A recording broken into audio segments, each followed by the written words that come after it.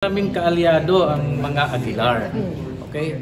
Yan po ang dahilan bakit kami tumakbo at bakit namin nilabanan. Kasi hindi na kami sang-ayon sa kalakaran ng Las Piñas. No? Hintuin na natin ang political dynasty.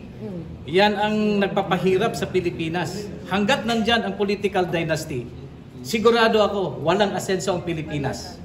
Stop political dynasty if we want this country to progress. Alam ko po, ang nagiging kalaban ko, si dati Senador Cynthia Villar, ay mahinang kalaban. Okay? Mahina in the sense, may edad na po siya.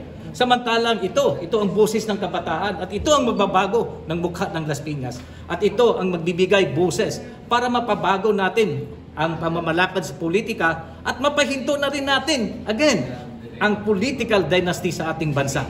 At ang laban na yan, mag-uumpisa sa Las Piñas. Ang laban na ito, hindi laban ni Kong Louie Redoble, kundi laban ng mga kabataan mula sa siyudad ng Las Piñas. Thank you, sir.